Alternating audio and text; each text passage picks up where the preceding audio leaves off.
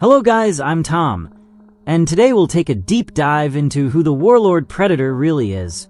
Among the newest and most imposing forces introduced in the Predator saga, none stand out with such ruthless intensity and inescapable presence as the feared Warlord Predator, a character who bursts onto the scene in Predator, Killer of Killers as the main antagonist, or more accurately, the true central villain of the entire story. This formidable hunter isn't just another warrior in the vast Yautja universe. He rises above as the strategist and orchestrator of brutal battles, where creatures from various species are forced to fight mercilessly in a savage, blood-soaked coliseum. This cruel battlefield is located on a planet completely dominated by the Warlord's clan, which he rules with an iron fist and a level of determination bordering on the merciless. As a distinguished member of the legendary and enigmatic Yautja race, the Warlord Predator stands out not only because of his towering height, which easily eclipses his peers, but also due to his immense physical strength, which contrasts with his surprising agility, especially for someone of such colossal size. His mastery over his environment is nearly total.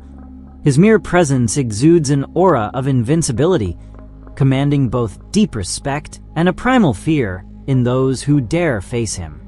In this analysis, we'll delve into the mysterious background of this character, exploring clues that point to his likely lineage and origins, as well as his fundamental role in the expanded mythology that the Predator franchise has built over the years. We'll also examine his unique appearance, lethal abilities, most defining traits, and of course, his vulnerabilities, to understand why the Warlord is considered one of the most ruthless and dangerous predators we've ever encountered. In this cinematic installment, we are also introduced to a sacred codex that governs Yautja culture, an ancestral mandate that states clearly, travel among the stars and seek only the most formidable prey. These shall be your trophies. All must become hunters of killers. This precept seems to guide the entire existence of this warrior species, a call to excellence and conquest that has shaped their ancient traditions. However, the Warlord Predator represents the apex of a particularly brutal, merciless, and radical Yautja clan, far removed from the ideals and honor codes that have historically defined classic hunters. This clan is entrenched in a violent civil war on Yautja Prime, their ancestral homeworld, fighting bloodily against other clans that still uphold the old tradition of honorable hunting. The difference between this faction and traditional hunters is stark and brutal. While classic Yautja follow strict ethical codes and show respect for worthy prey, the Warlord's faction has completely abandoned such nobility. Their rules are far more cruel and permissive, openly kidnapping elite warriors, including other predators who have proven their prowess in defeating formidable opponents. These prisoners are transported to their homeworld, where they are forced to fight in deadly arenas. The final outcome of these torturous battles is a direct confrontation with the Warlord himself, a fight only the strongest and boldest can hope to survive. One of the clearest displays of this character's cruelty is when he orders the immediate execution of a captured Yautja, activating explosive devices embedded in the control collars used to subdue the prisoners. This brutal moment shows they have no qualms about eliminating even members of their own kind, violating ancient taboos, and revealing a merciless and bloodthirsty nature. The Warlord's physical appearance is as terrifying as it is symbolic, adorned with elements that reflect his savage nature. His body is decorated with bones and remnants of his victims, trophies of power and conquest. His mask, a macabre and iconic piece, is crafted from the skull of another predator, with its mandibles left open in a menacing grin, symbolizing open disdain for his own kind and a clear break from the old traditions and codes of Yautja culture. Regarding his physique, his massive stature, overwhelming strength, and shocking speed have led many fans and lore experts to speculate that this warlord may descend from the same lineage as iconic figures like the fugitive Predator or the ultimate Predator introduced in the 2018 film. The resemblance to the latter is especially notable in terms of design and savagery. He also strongly evokes the colossal Yautja of the Viking era, who was once confronted and defeated by the warrior Ursa, reinforcing the idea of an ancestral bloodline of especially fearsome hunters. All signs point to the Warlord being part of a subspecies or caste known as Bad Bloods, a radical group in direct opposition to the clans that still practice honorable, traditional hunting. As revealed in this film and in Predators 2010, these factions abduct humans and other species and bring them to their planet, forcing them to fight as gladiators in their ruthless coliseum, a practice that is practically unprecedented in the franchise. In stark contrast, traditional Yautja often show respect toward those who manage to defeat them, as was the case with Detective Mike Harrigan in Predator 2 or Alexa Woods in Alien vs. Predator, both of whom were not only acknowledged but even rewarded, instead of being enslaved or used as bait for future hunts. There is also an alternate interpretation of the Warlord Predator's role, the theory that he might actually be an honorable warrior, a direct subordinate of the supreme leader Predator and commander of his military forces. From this perspective, he would have the authority to form his own clan and organize battles using prisoners captured across the galaxy by his subordinates. However, this theory clashes with many established canon elements from the films, comics, and novels, making it less convincing to dedicated followers of the saga. If this theory were true, it would also imply that iconic characters such as Major Allen Dutch Schaefer, Mike Harrigan, and even Neru or Alexa Woods might have been captured and placed in suspended animation to fight in these blood-drenched coliseums, something that would greatly complicate the internal consistency of the Predator universe. The most coherent explanation, consistent with the established lore, is that the Warlord earned his position by accomplishing monumental feats, such as exterminating an entire xenomorph hive, which granted him the right to command his own military division. His clan values thrill, brutality, and the raw essence of the hunt, disregarding rigid codes of honor. They prioritize the strength of their prey and the acquisition of trophies, although they do respect one core principle: never interfere in another's duel, a crucial detail for the story's climax and final battle. The Warlord's tale reaches a fever pitch in the movie's climax, when three humans, each of whom has previously defeated a Predator, are awakened from cryogenic sleep and locked together for an inevitable showdown. The first is Ursa, a fierce Viking warrior who avenged her father's death by killing a Yautja, which led to her capture. The second is Kenji, a skilled ninja from feudal Japan who fought for control of his clan. After joining forces with his brother to defeat a Predator, he too was taken by this brutal faction. Lastly, there's Torres, a young World War II pilot who managed to shoot down a Predator in aerial combat, only to be captured and imprisoned afterward. These three warriors are thrown into a deadly arena, where the Warlord Predator, using translator collars, tells them they must fight each other, and that only the survivor will earn the right to face him, the relentless war chief who rules with an iron fist, and whose looming presence casts a dark shadow over all who enter his domain. This is how the intense and bloody battle between these three warriors begins, a confrontation that quickly becomes complex and filled with tension, as not all of them are willing to engage in combat without resistance. Torres, being a pilot accustomed to tactical maneuvers and avoiding hand-to-hand conflict, actively avoids fighting, seeking any opportunity to evade direct confrontation. Kenji, for his part, remains firm in his refusal, adamantly rejecting the cruel orders of the demons who hold them captive, willing to fight only if absolutely necessary, and strictly on his own terms. This dynamic creates an atmosphere thick with uncertainty and suspense, where mistrust and fear intertwine with the instinct for survival. However, the situation escalates to an even more critical and terrifying level when, as if chaos were unleashed, the Yautja release a colossal creature, a monstrous beast that lunges at Torres and swallows him whole. But to everyone's surprise, and perhaps with a hidden intention, the beast leaves him alive, retaining him within its body. This unexpected circumstance becomes a turning point that alters the course of the battle. The three fighters, despite their differences and fears, decide to join forces in an act of pure survival and fleeting camaraderie. Together, combining their wits and skills, they manage to bring the creature down, a triumph that not only saves their lives, but also marks a turning point in their fight against the Yautja forces. This fragile yet powerful moment of alliance represents a key turning point in the narrative. The three warriors choose to unite, not only against the beast, but against the army and the relentless Warlord Predator who rules that planet.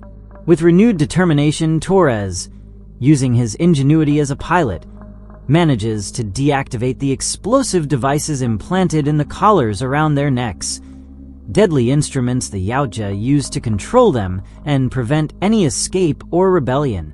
By regaining some control over their fate, the group gains crucial momentum for the next phase of their struggle. Without wasting a moment, the three escape aboard a Yautja vehicle, racing across the hostile terrain with a single goal: to reach the Warlord's ship, their only possible escape from this hellish planet and the nightmare that hunts them. It's at this moment that, for the first time, we come face to face with the imposing Warlord Predator, the embodiment of pure brutality and power. This colossal being, far from showing any concern or fear, remains unfazed and defiant in the face of his prey's escape, displaying complete confidence in his dominance. With a single devastating throw of his fearsome combo stick, he destroys the vehicle, sending Ursa, Kenji, and Torres flying through the air, a breathtaking display of strength and control. While Ursa and Kenji are thrown aside and temporarily stunned, Torres manages to gather the strength to infiltrate the Warlord ship, triggering a fierce, intense, and unrelenting battle within the enemy stronghold. In desperation, Ursa attempts to attack the Warlord but is swiftly grabbed by the head and hurled violently through the air, a brutal blow that makes it clear this enemy's strength surpasses that of any they've faced before. Kenji suffers a similar fate, slammed harshly against the rocky ground. Though the Warlord Predator could easily finish them off at any moment, he chooses not to, preferring instead to toy with his prey and deliver a bloody spectacle for his clan, who watch the contest with fervor and anticipation. The fight reaches a peak of tension when, in a brief moment of distraction, Kenji manages to wound the Predator with his sword, a precise thrust that pierces his armor. At the same time, Ursa delivers a powerful blow to the head with her Viking shield, causing a crack and disorienting the enemy. Not only that, Ursa even climbs onto the Warlord's back, smashing his skull with brutal force, while Kenji targets his legs with precision and finally stabs him in the chest with all his might.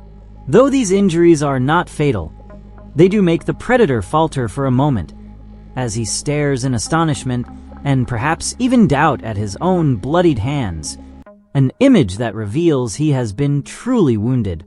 Enraged and furious at this affront, the Warlord Predator launches himself at Ursa and Kenji, hurling them across the battlefield. At this point, his immense physical power becomes fully evident. He roars ferociously, grabbing both humans by the head and attempting to decapitate Kenji with his wrist blades in an attack that would have been fatal were it not for a decisive intervention. Just then, Torres manages to activate the ship, and thanks to the blast from its thrusters, the Predator is violently thrown through the air with overwhelming force. Ursa quickly and carefully catches Kenji to prevent him from crashing to the ground, saving his life. However, the Predator's recovery abilities are extraordinary, and he soon gets back on his feet. As Kenji and Ursa try to board the ship to escape, the Warlord lunges at them again, slicing off Kenji's arm with his spear. Despite the severe injury, both manage to climb aboard as the Predator and his followers approach slowly but menacingly. The Warlord then orders the launch of a special harpoon, which latches onto the ship and immobilizes it, crushing their hopes of escape. In an act of extreme bravery and determination, Ursa uses her shield to break the harpoon's chain, launching herself with it to destroy the mechanism that's holding the ship. Thanks to this daring move, Kenji and Torres finally manage to escape.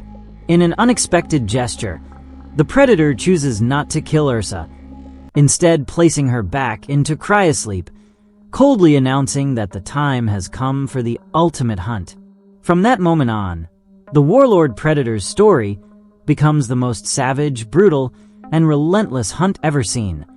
Ships and hunters pursuing the humans across that hellish planet without mercy. Now, going into detail about his physical appearance and abilities, the Warlord Predator is a truly terrifying figure.